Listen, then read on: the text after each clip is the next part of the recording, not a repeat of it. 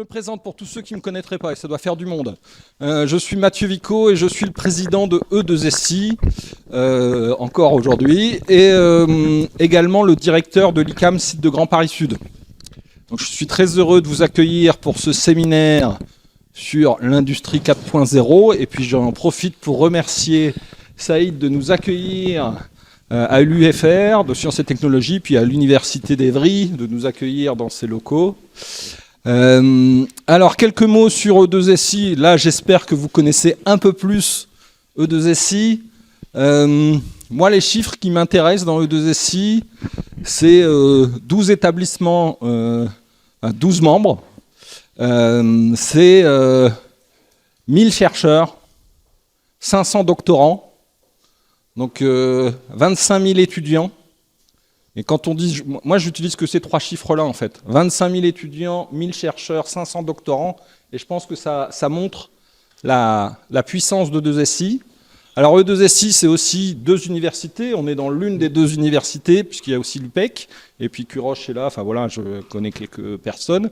C'est 4 grandes écoles, c'est 2 IUT, c'est 2 CFA, c'est le CHSF, le Génopôle, le Centre des matériaux, puis je vais en oublier forcément. Donc voilà, donc c'est beaucoup d'acteurs du monde scientifique et de la recherche.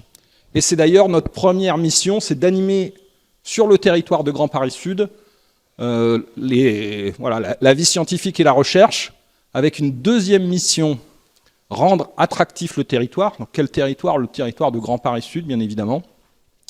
Et puis une troisième mission qui est de créer du lien avec le monde économique et le monde des entreprises. Et je pense que la thématique d'aujourd'hui, l'industrie 4.0, c'est vraiment, finalement, au cœur de l'ensemble de nos missions, puisque c'est à la fois de la science et de la recherche, à la fois, ça permet de créer du lien avec le monde économique et l'industrie, et à la fois, si on crée un territoire dynamique au niveau des entreprises et de l'industrie, on va être plus attractif. Donc on est vraiment dans notre cœur de sujet. Et alors, je ne vais pas vous faire de cours d'industrie 4.0 parce que forcément, vous en savez plus que moi. Moi, pour ceux qui me connaissent, j'aime pas les effets de mode. Donc, industrie du futur, industrie 4.0, industrie 5.0, puisque Paul-Éric m'a dit que maintenant, 4.0, c'était has-been. Voilà, ça me fait doucement sourire parce que c'est des mots. Mais pour autant, il faut reconnaître que la numérisation, la digitalisation, les objets connectés, la réalité augmentée, l'intelligence artificielle, le big data, etc., permet des évolutions très fortes au niveau de l'industrie et des PME. C'est de ça dont on va parler. Et moi, ce que je voudrais vous dire, c'est pourquoi? Pourquoi est-ce que ça, c'est intéressant?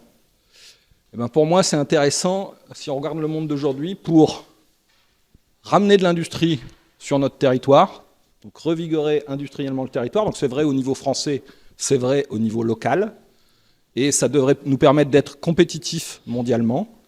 Et puis un deuxième pourquoi, c'est pour essayer d'être plus compétitif en étant plus soutenable, c'est-à-dire en consommant moins d'énergie, en consommant moins de matière, en consommant le moins possible pour créer la même production et les mêmes valeurs ajoutées. Donc on est vraiment pour moi sur un sujet central de notre société actuelle. Et puis je vous souhaite un bon séminaire parce qu'on a du boulot pour faire avancer tous ces sujets pendant encore quelques années, parce qu'après l'industrie 5.0, il y aura la 6.0.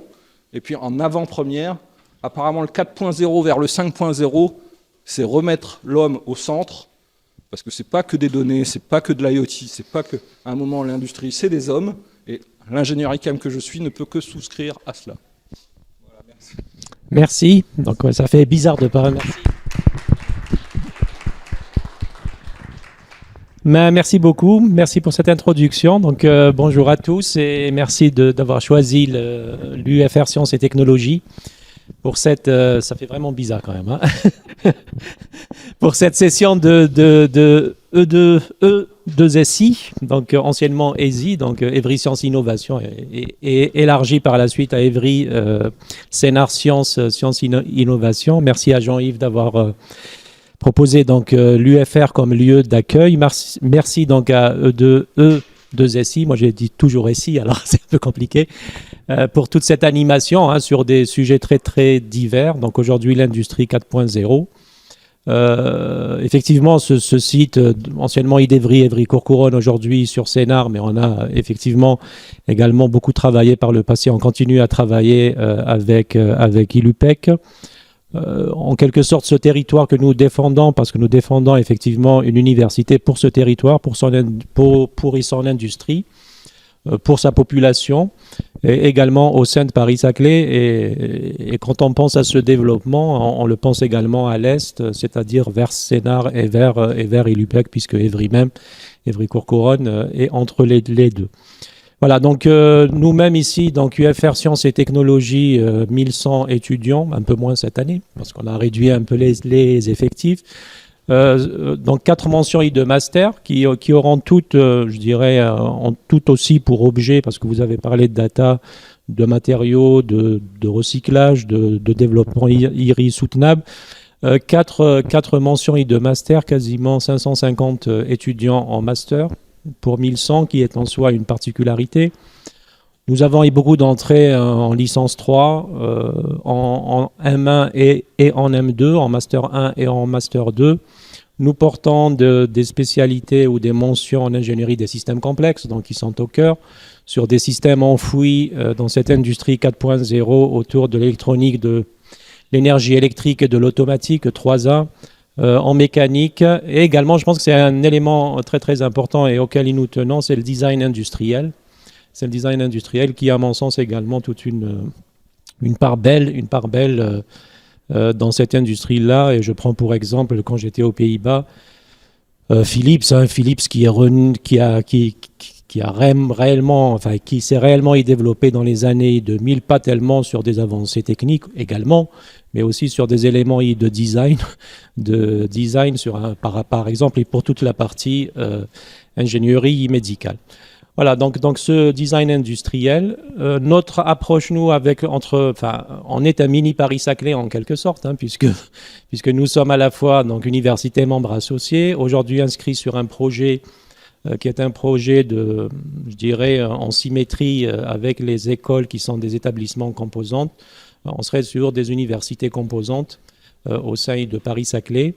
Nous travaillons, il faut qu'on continue à le travailler sur ce site-là avec ILE, NSIE, donc je vois Laurent ici présent, avec Télécom Sud Paris, hein, donc au sein tout simplement de E2SI, également avec l'ICAM, hein, donc je sais qu'avec Jean-Yves, il y a aujourd'hui des éléments de convention qui vont nous permettre également d'aller ensemble sur les masters.